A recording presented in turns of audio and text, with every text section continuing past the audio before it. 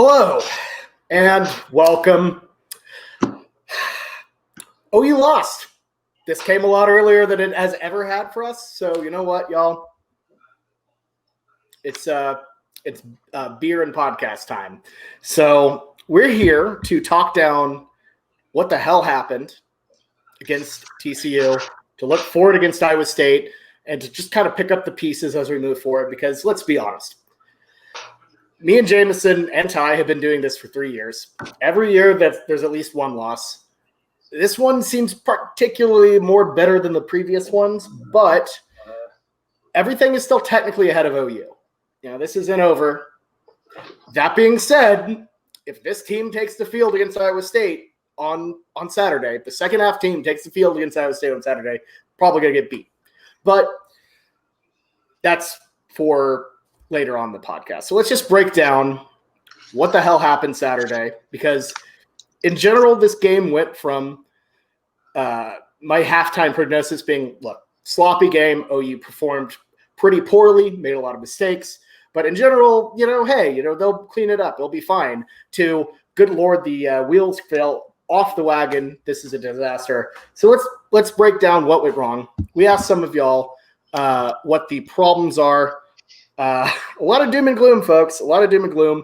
A lot of people asked, is OU dead? Is OU gone? Chris Dorr asked, is the OU era over? Max Meyer asked, is OU dead? So things are pretty tough right now in Sooner Nation. But in general, I feel like one of the biggest questions was Spencer Rattler. A lot of people talking about him. And I'm not sure if he's the issue. And I don't think he is, actually. So let's just dispel that out of the way, because I feel like Jamison actually had a tweet during the game where he defended Rattler. But I feel like everyone kind of is on the same boat that this isn't all Rattler. So either way, Jamison, let us know. So do you still feel the same defense for Spencer as you did, midway through the game on Saturday, or was that second half just too much to bear? I mean, we said it in the preseason. We said that this is a redshirt freshman coming into his first starting opportunity in college, first time playing, and he's going to make mistakes. He's a gunslinger. He's going to take a lot of risks, and we're going to get interceptions. And that's something that we should not be surprised about. Now, 3 interceptions, that's a little stiff. That's tough. And we didn't have the room for that in the second half, and it completely shifted all of the momentum. Could we afford an interception or two with Spencer? Yeah, but we also had other rookie mistakes with Seth McGowan, and then a miserable punt block, and then a miss on fourth down. No team is going to win whenever you're -5 to 6 in the turnover margin. There's no shot there. No shot at all. Absolutely. Ty, what do you think?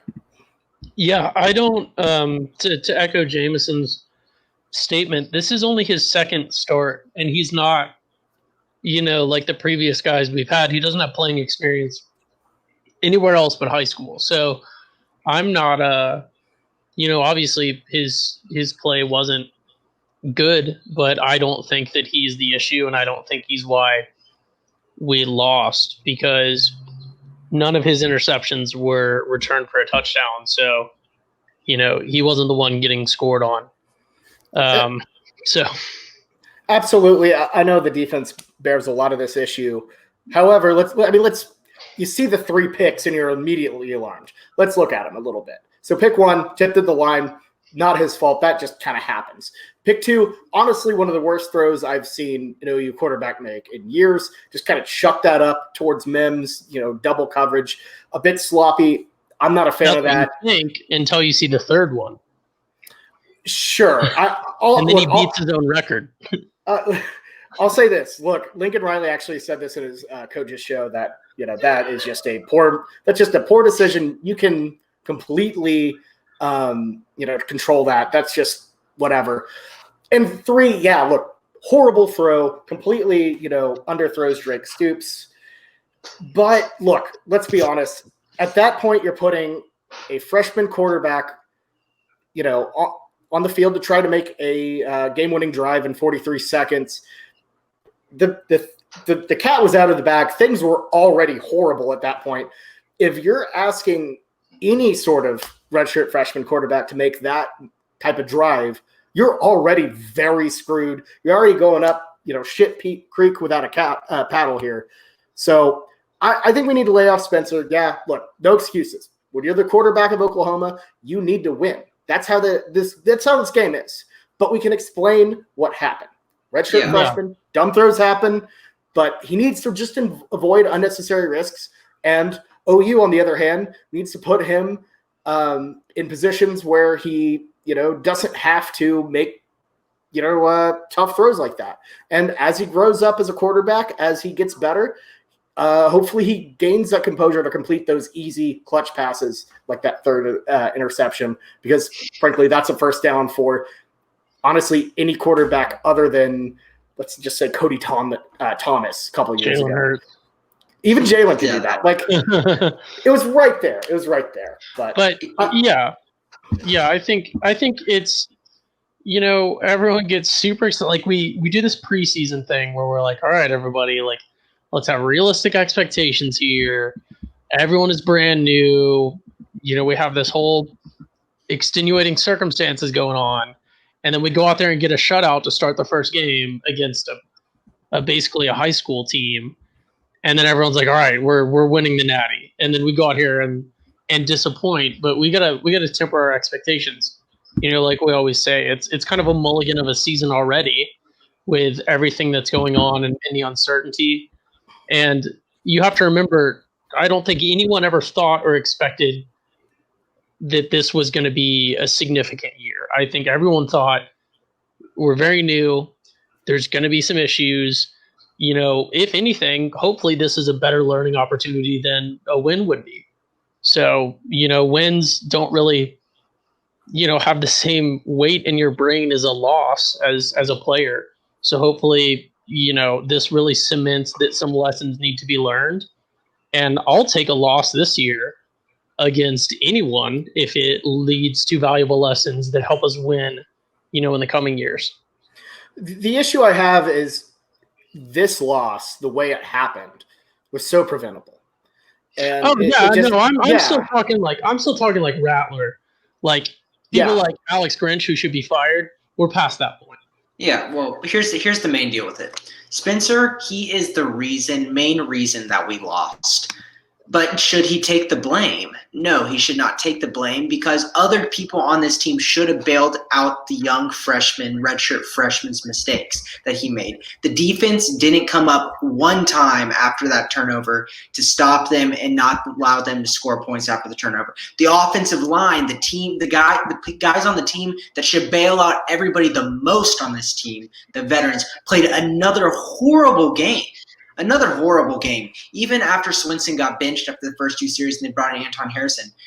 Still, like, the guards, absolutely embarrassment on their end with their holding calls and getting pressure and collapsing the pocket on Spencer Rattler. He had nowhere to help him, no one to bail him out at all.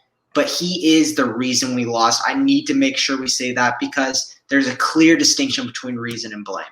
Absolutely, and I think that's a perfect segue into what I really want to talk about. I know some people, Gabe Bickard, are trying to defend the O-line, saying it's not all their fault. But look, that was an offensive line that was unconditioned and undisciplined.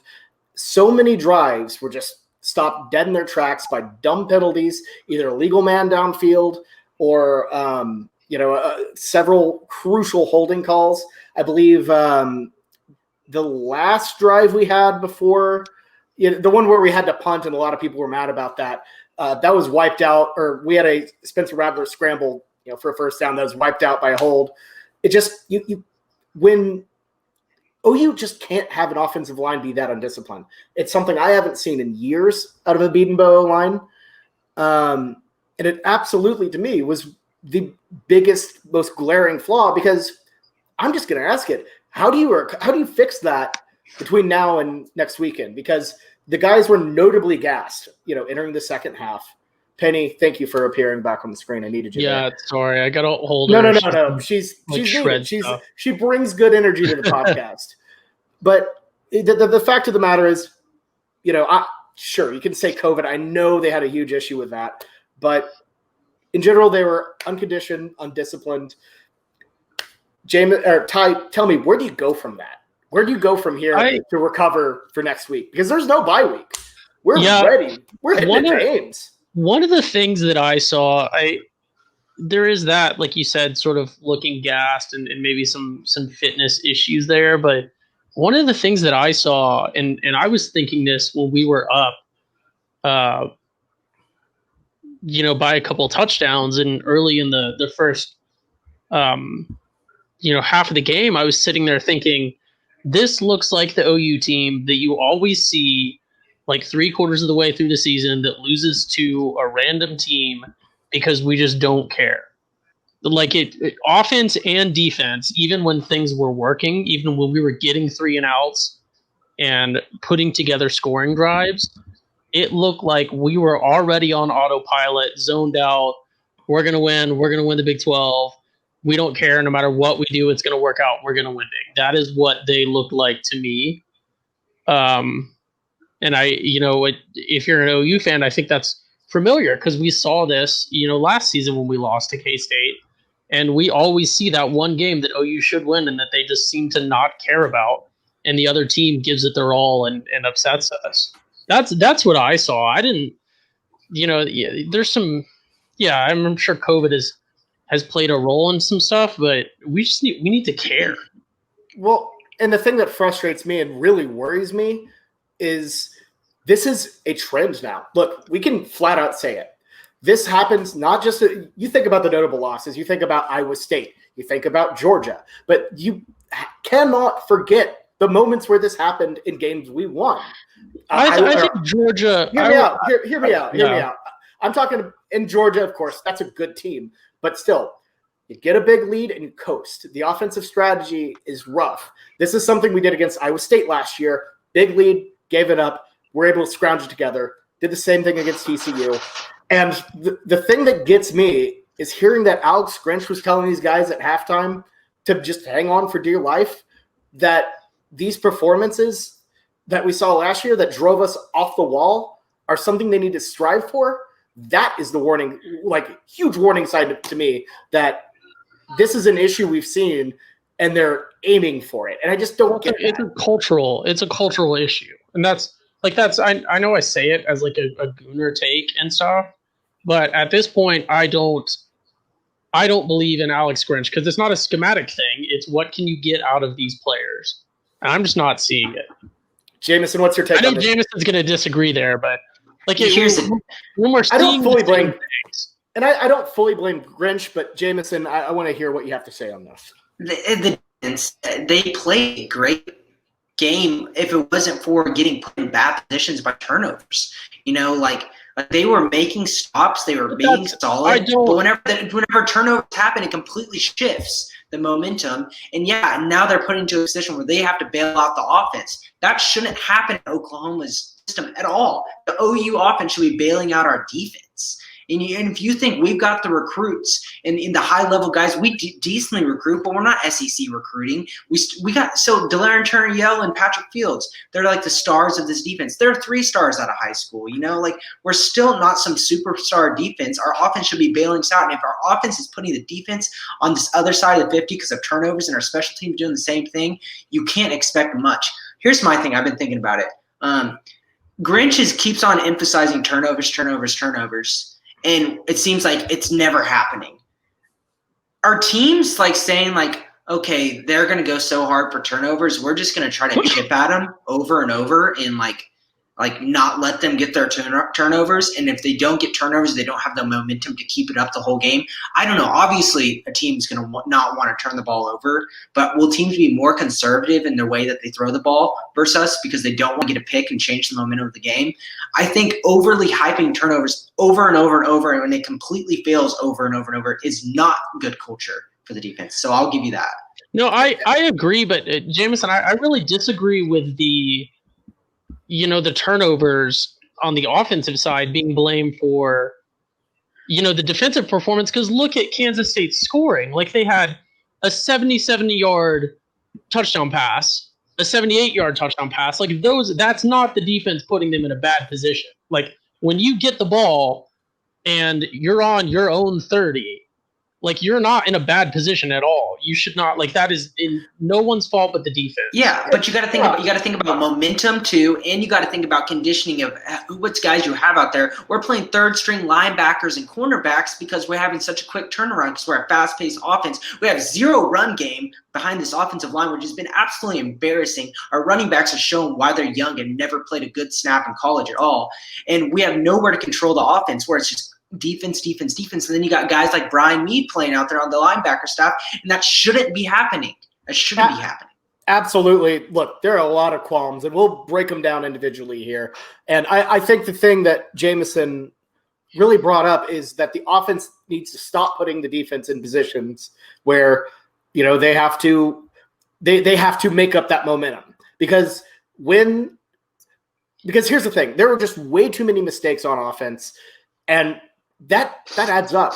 You know, you might be able to survive, you know, 2 or 3 dumb calls, might be able to survive, you know, a really bad shuck up to a guy. But when it gets to the point where, you know, you're having turnover on downs because you have bobbled a snap, or, you know, that really unfortunate McGowan fumble, you know, right after that Kansas State touchdown bomb, it's a combination of both.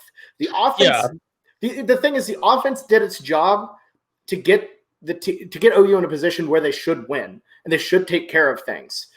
The problem is you can't have the offense make all the mistakes in the world while the defense gives up, you know, just bleeding massive plays. And you had simultaneous failures on both sides, catastrophically, for sure. Yeah, and it led into another. So Kansas State got their momentum back because they shifted an offensive system where they went, you know, empty backfield with Skylar Thompson back there. The defense didn't know what the hell they were doing. You know, the first touchdown, Trey Brown, everyone played way too tight. Brown just got bowled over by a bigger receiver. Second one, that Deuce, whatever his name is, you know. I mean, Pat Fields just kind of froze up there. Osimo and Ogwebu, bad missed tackles there. And then you have another 78-yard pass, another empty backfield. You know, left Brian Mead out here. What's going on here? It's very frustrating to see. And I don't want to, you know, I'll let you guys take the last word here, but when you see that, and when you see, you know, them doing essentially the same thing, or they're exploiting the same thing multiple times in a row, and it's that empty backfield scheme, who do you blame for that? And to me, there's one person to blame for that, and it's not the players that are on the field. And it's not the offense. And it's not Lincoln Riley. Well, I certainly think positioning is bad. You know, the positioning was questionable. Because look, how can you blame Brian Mead out there? The poor guy looked clueless. Looked like me trying to guard a guy out there. Honestly, it was bad. But and the people did the film on that. They said that Mead was doing what he was supposed to do, playing like a cover 3, and the high man, the safety or the corner, was supposed to pick up the guy, and he didn't. So it made Mead look really bad. But here's the deal. Mead made a lot of bad plays this year, made a lot of bad plays last year. The dude should not be playing. We should be playing our young freshmen or young up-and-coming guys like Shane Witter, more David Ugwebu. You know, there's no excuse of why anyone should be playing a walk-on senior at all right now. It doesn't do anything positive moving forward. And if you're telling me there's a clear gap in between Mead and Witter, that's an embarrassment. There is not. There's definitely not. You definitely should be playing the younger guys that have more upside and can become something for your future, rather than a guy we already know is just going to be low-end, average on his best day. Exactly. And, you know, look, the defense, very frustrating. But like that, the offense has to execute. You know, you can't rely on your defense to handle these sort of things. Let's look at the first drive of the fourth quarter, holding on the kick return. So you start on the OU 10. Then you have a false start on a 3rd and 10, holding after a big play to 47. Then OU punts and it's blocked. Kansas State completely in control of the game. You can't have those mistakes. Those are 3 mistakes that derail drives. And that's why it makes me so upset when people are blaming Spencer Rattler, who is making plays and they're getting reversed. This is not on the playmaking side of the offense. This is on the offensive line for getting gassed. This is on it was just a perfect storm of your unreliable defense, which we all knew wasn't ready yet, which we all knew had another year left, and just an offensive line who we thought was going to be great. They were flat out wasn't. Yeah, I mean, I guess the more we discuss it, that is probably the O-line, as much as you hate to say it, is probably the one that you could be most disappointed in, because they were the ones who we didn't expect this from at all. They were supposed to be the constants regardless. We knew that Rattler had a lot to learn still. And we knew that the defense wasn't going to be, super tremendous. I think they have definitely disappointed, but the O-line was supposed to be the rock solid. No matter what, they're going to be, at a minimum, not making terrible mistakes. And I know we're just kind of going back between shitting on the defense and the O-line, but here's the thing. Speed defense works when you're fast enough to hit a guy, in a single backfield. It works when you're strong enough to break through, provide some pressure, and create turnovers. They were none of those things. Skylar Thompson had way too much time. These plays had way too much time to process in general. You can't leave these guys back here trying to, let these plays develop. There should be no way some of these guys were as wide open as they were, because frankly, if you're going to go with that strategy, they need to be hit or else you're screwed. And the strategy just didn't work. That's just not you have to physically outwill your performance or your opponent to execute speed D, and it just wasn't there. There's no havoc necessary. At least when they started going empty back, you definitely lost something. Oh man. Yeah, how many times did you say, wow, what a play from Skylar Thompson, what a play from K-State? It was more like, what are y'all doing? Blown assignment. What is OU's defense doing? We killed ourselves. Simple as that on defense. There's blown assignments. There was wide open receivers. There was missed tackles. It was no, wow plays from K-State that they were outplaying us. We were just giving it to them. And here's the thing. Where are the adjustments? Oklahoma was great on Kansas State to start that game.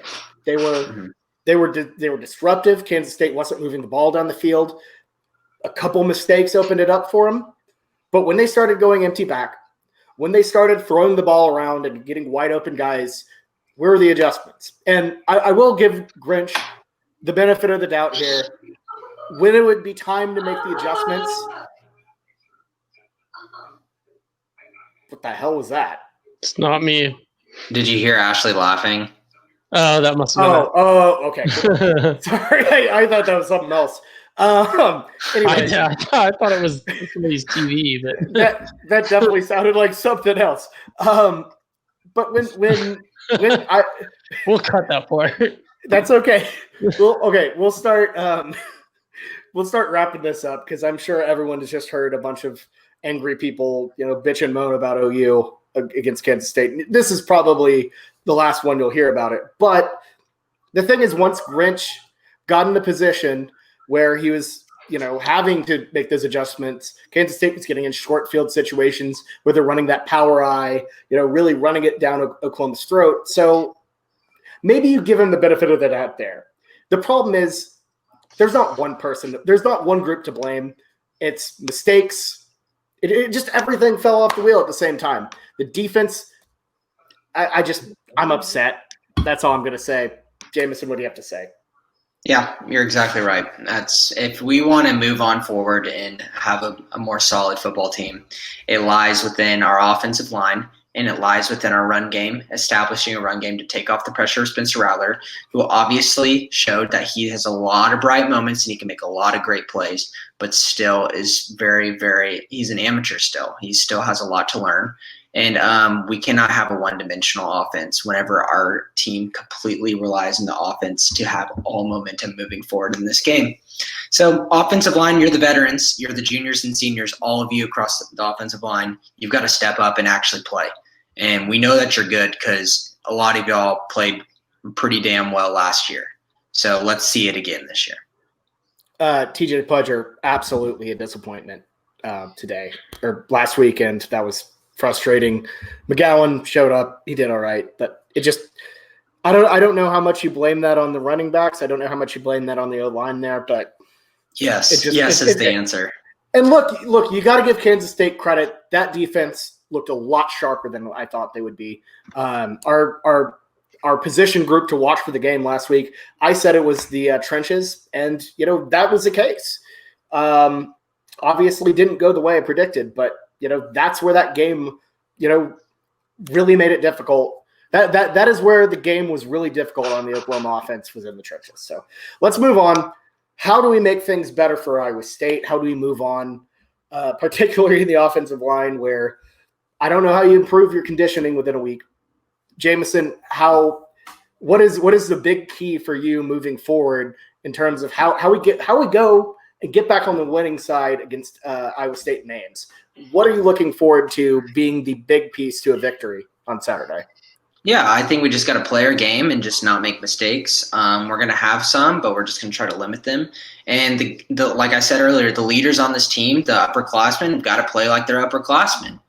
They've got to hold up to whenever our younger guys. We have so many young playmakers on this team that are destined to make mistakes. Seth McGowan fumble, Spencer Rattler interception. They've got to hold it up. It's as simple as that. We are a talented team. We're a very good team. We are very, very much better than Vegas is putting us for Iowa State. But are our players that are supposed to be good and be our backbone going to be our backbone this season? We're going to see what happens this coming weekend. I would absolutely love to see more Austin Stogner as well. I thought he was a bright spot on Saturday. I felt like there were a couple times I wanted to see more of him. I think that's my thing. Is he when Rattler was finding him, he was in good positions. He was strong. He was great. Loved Marvin Mims as well. Drake Stoops, solid performance in his first major minutes. But I need to see more of them. But Ty, what do you want to see out of OU against Iowa State on Saturday? Yeah, I mean, this might sound like a cold take, but it's with the amount of stuff and the timing of things that went wrong last week on offense, defense, and special teams. I almost think that we could just change nothing and just by a matter of chance and likeliness, we'll be fine through the rest of the season because, just probability speaking that, that perfect storm is not that likely, just based off how we've seen this team perform outside of the second half of that game. But it's the little things. It's just not making mistakes. I think that if just one of those key areas that we've touched on in, the first, 25 minutes of this podcast, if just one of those areas was fine, even with the others being jacked up, we would have won this game, and we can probably win every game but Texas, at least, on our schedule looking forward right now, at least the close games. So yeah, I would like for it to be the O-line. Just not making mistakes, just penalties, cut down on penalties and give him a little more time to make decisions. If OU made half of the mistakes, I don't even like saying mistakes with some of these, like that, that first Rattler interception and the McGowan fumble, that just happens, that's what I was talking about with chance, like stuff like that. No, for sure. Like, I feel like there were a lot of weird chancy things, and I'm not saying the block punt, that was definitely bad special teams though, because they had 3 guys blocking 1 guy, nobody on the outsides. Yeah, that's a whole other thing. It's just not caught. Yeah, I see what you're saying. Yeah, but I felt like Kansas State had the grit and determination to keep in that game. That is a team you just can't let hang around with big plays and mistakes. The thing is, we had both of them. Like you said, you could survive with honestly even half of the mistakes. If you have the mistakes or half of the turnovers we had, I think we still win that ball game. But it's just tough to do. It's tough to win any game when you have both. Even tougher when you have a disciplined side like Chris Kleiman and his Kansas State team. This is all because I named him wrong a couple weeks ago. That's all my fault. Yeah, and my last thought is, you have to give them credit. Like they were down and didn't give up. So that's something that you have to recognize for sure. Yeah, I gotta say, probably I gotta give the biggest props to old Deuce Vaughn, mainly for realizing that through hard work and determination, I too could have been a very solid player. But I just blamed it on my height and whiteness, and here we go. Bobby, what's your 40 time? What's your 40 time? Right now? What do you think? Well, look, at my most athletic, I ran like a 5 flat. So that's let's have a GoFundMe or something fun to what's going to get Bobby to run a recorded 40 time. Wait, did you say you can run a 5 flat? No, but at my most athletic, I could. I'm clearly not at my most athletic. Oh, okay. No. I expect like a Darren Rovell Bobby 40 time. Not that bad. Not that bad. I'm just saying So a couple wait. Actually, what's that? Can we do one in the empty fairgrounds in a couple weeks? Why the fairgrounds? Well, because it'll be mostly empty. We can go out by Big Tex and just the Texas State Fair. Yeah. Yeah. Walk it out. Okay, we'll walk out. It'll be mostly empty. And we'll just get a 40 time for you instead of the fair.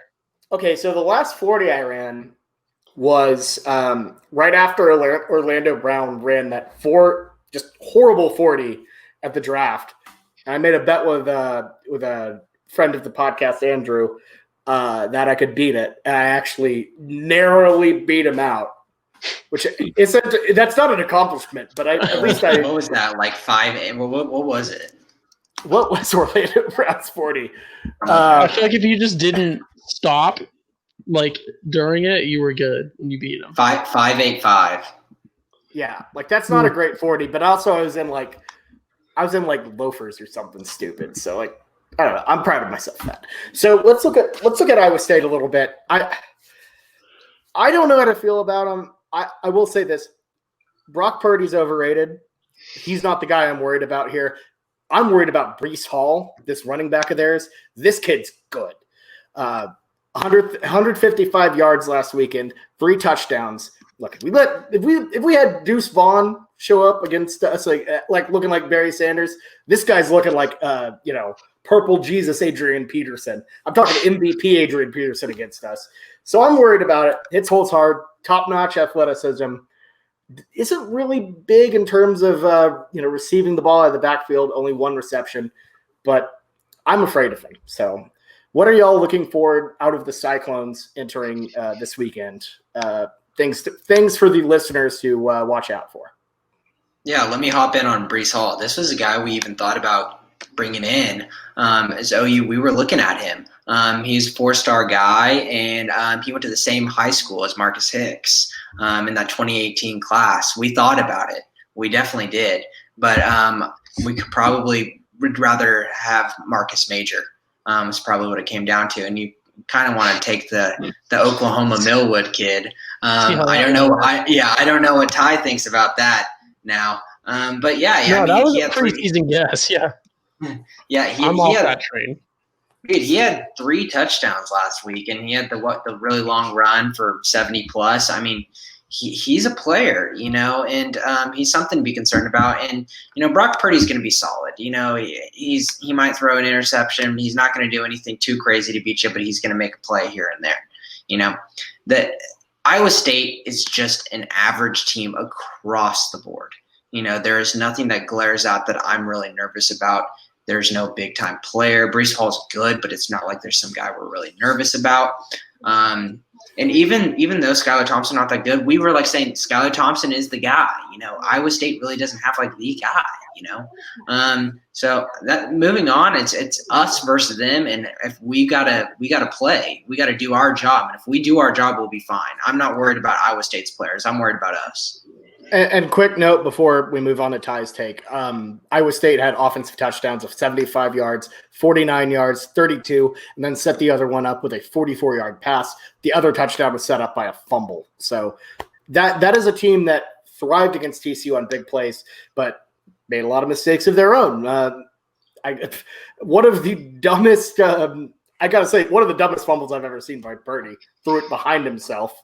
Scoop and score by TCU. But Ty, what are you looking forward to?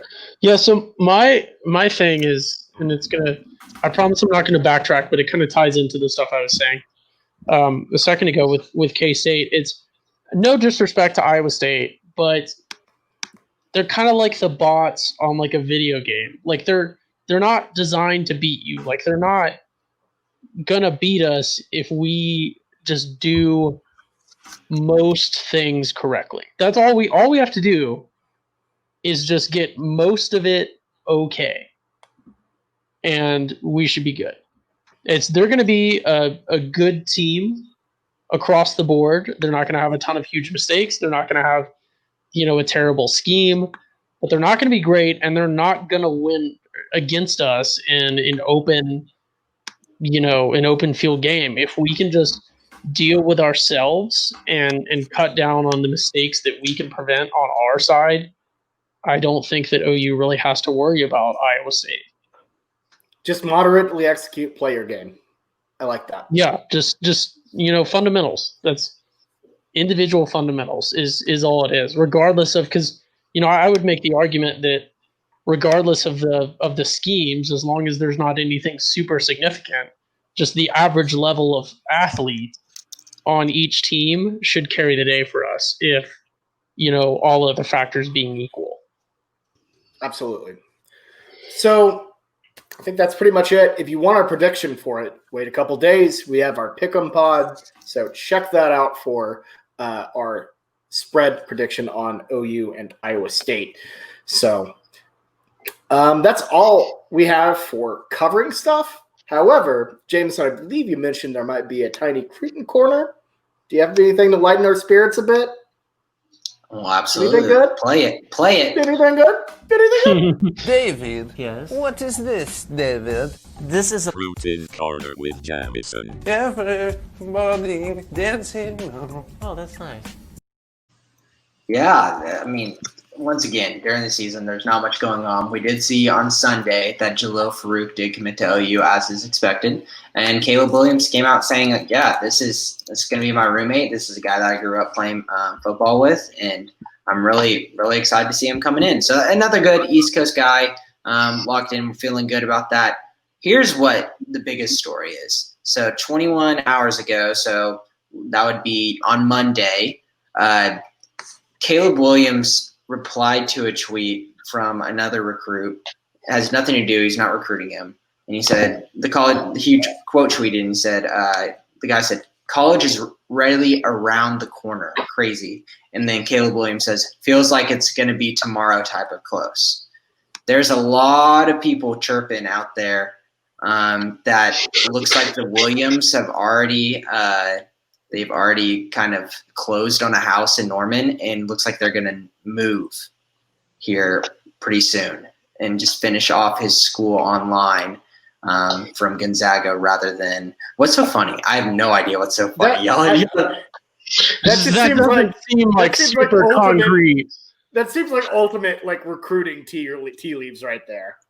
Well, there's legitimacy, and there's certain posts on other donor boards that say it, and everyone pretty much is saying that there's no confirmed, because you don't want to push it too far because these people are going through housing negotiations. But what it seems like is Caleb Williams to some extent.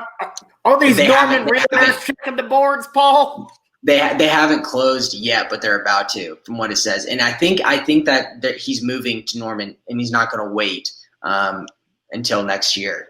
He's going to live in Norman in the time being, and that's big for recruiting, because you know how many people he can bring in and take them around campus if he's already living here. He can really help people get in more. He won't have to pay for his plane ticket, and like his family did with bringing in Tristan Lee and helping them pay for their plane ticket to come in. he can bring in a guy like Emeka Egbuka out of Washington, the number 1 wide receiver in the nation that he really, really wants. So yeah, I mean, and also I guess another thing, if you really want to pull some crazy Gooner takes, Tristan Leeds, he posted a picture on Twitter about the Let Us Play movement out in Virginia. He threw the horns down in it. So what y'all want to think about that? So, but that's about it. Caleb Williams and Norman. Nothing about just him being there. Think about how many options is going to take for we can't have in-person visits all, and we've got our number 1 recruiter in this class. I say recruiter, not recruit. Already in Norman, ready to take people on visits, and it's going to be extremely easy for him to do it now. Absolutely. Well, is that all you got? Yes. I don't know what to say. I didn't know how to. You have to say something. I didn't know how to transition out of that game. The Otis is on you. That's your section. Wait, we need to cut that. We need to cut that into a soundbite. Use it as a transition. Well, Is that all you got? Why do they use the accent? It makes no sense. I use you for transitions, Bobby. That's a good point. That's a good point. So I didn't know. You just kind of like, I don't know. Either way, I gotta host better. Didn't you say that's not all I have here? Yeah, I didn't know if Jamison was done talking for a little bit, but anyways, let's just wrap this thing up. You've been hearing us complain for quite a while. I don't know. Look, this has been tough. So we're going to be back in a couple days, make our picks. So anyways, anything I want to say before we head out? No. Yeah, okay, cool. Yeah, no, we're done. We're done. Well, all right. So for me, Ty, and Jamison, this has been the Schooner Pod. Thank you so much for listening. We will see you coming soon, making our picks, and throughout the rest of the season, even if we're garbage. To be fair, it depends on how garbage we are. Ty might just leave. I could see Ty just being like, "Yeah, this is a trash team. I retire." We'll see. But I'm gonna red shirt. I can still red shirt this season on the pod. Yeah. Either way, this has been the Schooner Pod. Thanks for listening, and we will see you next time. Boomer Sooner. How about us not mentioning the black stripes? I'm proud of us. Oh, No man, Gooner I takes. did not want to get into that. I thought about it so much. It's not. I didn't either. It is not a Gooner take to say that the helmets are bad when we couldn't bother to size them correctly and they wouldn't stay on anyone. That's a good point. There were issues with the helmets. The helmets were objectively bad because they didn't. Because they fell off. Yeah. Well, yeah, but it's like, okay, like when they get pulled off is one thing, but like I forget who it was, but like somebody like fell over, didn't even bump his head, and the thing went flying off.